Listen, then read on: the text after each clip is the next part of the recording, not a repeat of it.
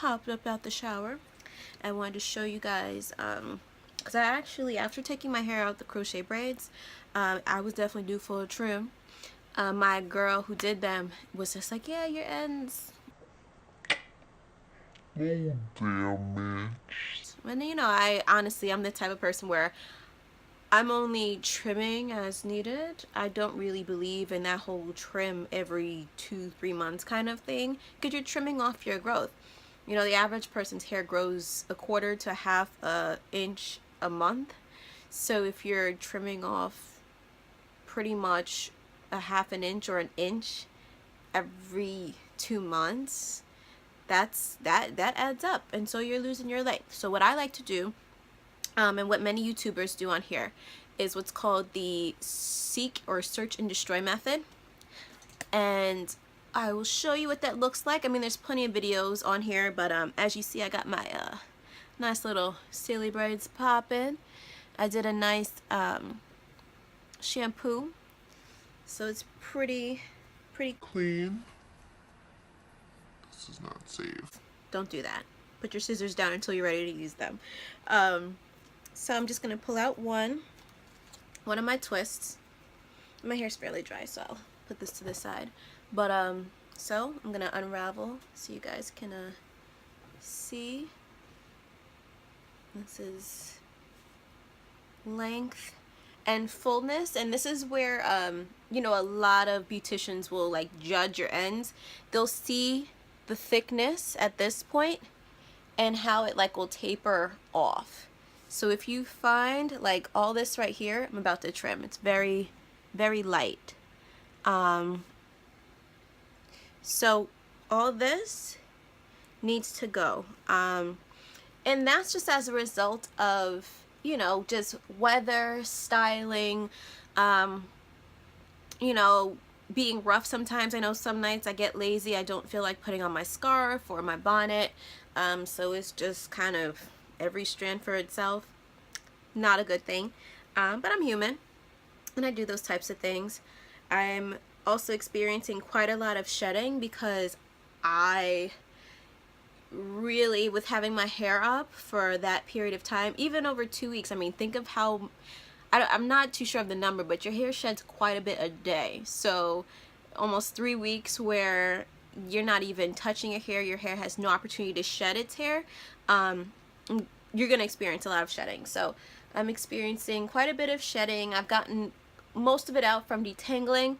One thing that you should know, I'll put this up and I'll explain. One thing you should know too, a lot of people get scared because they're like, oh, I see so much hair coming out after they've taken out some kind of protective style, whether it's braids, whether it's whatever. But you know, one way you can tell whether it's shedding or whether it's breakage is you pull out a strand, and this I learned by the world of YouTube when I first went natural. You pull out a strand and you'll see whether or not the bulb that literally comes from your scalp is still on there. So let me see if I don't know if I'll be able to actually pick one out for you guys, because the lighting isn't the best to show it because it's really tiny. But like this strand here, you can barely see it. But this strand still has the bulb on it. And I wish I could show this to you guys, but what you could do is take a piece of your own hair, and it doesn't necessarily have to be after you protective style, just maybe it's your wash day and you want to see whether you have breakage or whether you are shedding. Just take a piece of hair, put it on maybe like a black cloth or a darker surface, because the bulb will look like a little off-white or white tip on the end. So if you see that, you'll know it's shedding. If not, it's breakage. And the easiest way to tell breakage is if it's shorter than the rest of your hair. And that means you need to start looking into you know, the moisture level in your hair. Are you moisturizing it well enough, frequently enough? And also the proteins in your hair. When I first went natural, There's a lot of women doing these protein treatments and stuff like that, but there needs to be a protein moisture balance, and maybe I'll go into that in another video. But you know, too much protein can make your hair too, like, it won't give it enough give to give it that bounce back, but also too much moisture will make it limp. So that's why you need to have that balance there. But let me get on with this video. So I took out this particular section. I'm going to show you how I work it. I'm just going to take a little, maybe not so little, but I'm going to take a piece of this section. And what I'm going to do is search. Now, I know that I do need to take off a good bit too. So I guess I'll technically be doing a combination, because the thickness definitely varies. Like at the bottom, and I don't know if you can see this well, but in this middle part you see that it's definitely thicker. It's maintained its thickness, maybe through uneven styling or stressors. This top part definitely needs some help. It's a bit frailer looking. So what I'm gonna do is I'm just gonna come to the end of this section and just parse through it like this. All right, so this is my length on my side before, and what I'm gonna do is move on down. And yes, my hair was detangled before it was put into those sections. So I'm working off of detangled hair. You don't want to work off of tangled hair, because you're going to end up not getting, honestly, your accurate length, because, you know, mind you, your strands are being tangled around each other, looped around. So you want to make sure it's detangled, and really honestly you just want to make sure you're free of knots and, you know, anything that might get in the way of giving yourself a good trim. So I'm gonna trim this part, and I actually see quite a few as you call them, fairy knots, or as they call them, fairy knots. I don't know who gave them that name, maybe because they are really, really tiny, but I'm going to trim that. And now I'm going to go into my search and destroy and just kind of go through and check each strand to see if I'm missing any either knots or any split ends that are higher up the strand too. So I found me a knot. Then trim that off. And honestly guys, this is how I keep a good bit of my length but also keep my hair healthy, because I don't want to put all that work into growing my hair and then, you know, I'm chopping it off 2 months later. So, you know, so that's what I do. And then I just twist it up, twist it up, twist it up, twist it up, twist it up. And I look real interesting right now. But honestly, who looks that great after they get out of a washing and showering and, you know, like any other day? Like who, you know. Anyhow, so this is the braid. You notice at the end, and honestly my hair is drying out at this point. I haven't put anything on it. When I'm done, I'm gonna make sure I moisturize it again. But if I come to the end, I do see it is curling up better. Now I will tell you, my hair is dry, so when it comes to getting down to that good curl at the end, it's dry. So it's not going to really curl up much. But when I wet my hair, that'll be a better predictor of whether, you know, it was cut good enough to where my curl is going to be. Have that bounce and resilience. So I'm just going to keep moving on to the next side, or next section.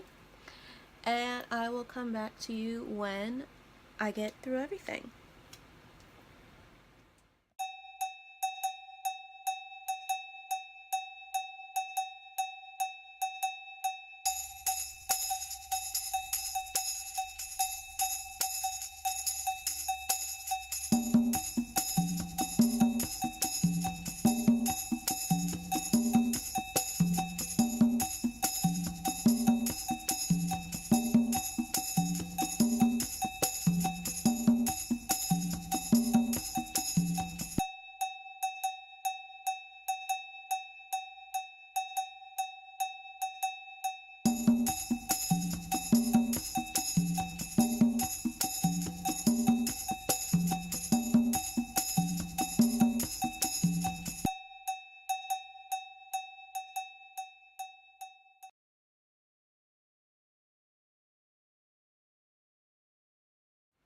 Alright, so after giving myself that trim, this is right here all the hair that I lost. So from all that cutting, this is it.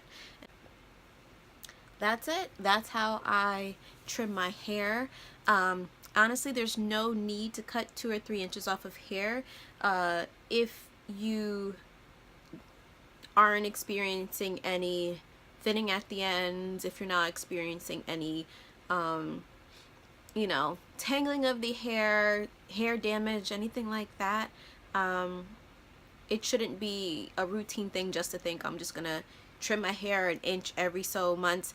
Trimming your hair does not make your hair grow faster. Let me say that right now, because there's a lot of, I came up hearing that, you know, when your hair is dirty, it grows faster. Trimming your hair makes it grow faster.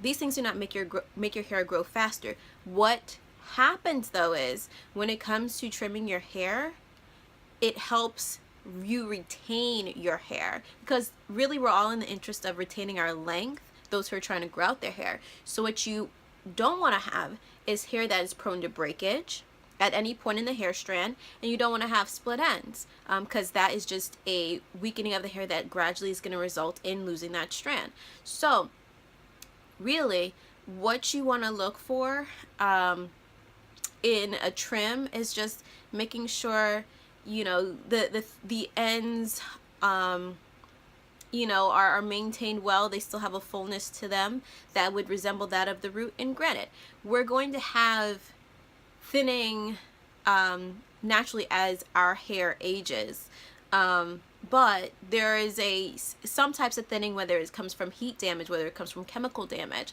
that's not natural, and we need to be careful of that, because as many naturals may know, we always talk about the mark of demarcation in our hair. So you might find at those thinner points in the hair, there might be a very fragile line of where it's thicker above, and that line is going to be where the breakage happens. So to kind of prevent that breakage, what you'll want to do is either trim your hair if you know you're going to be heat styling, whatever it might be, chemical styling more often. But going back to it, being aware of how much really truly needs to be trimmed.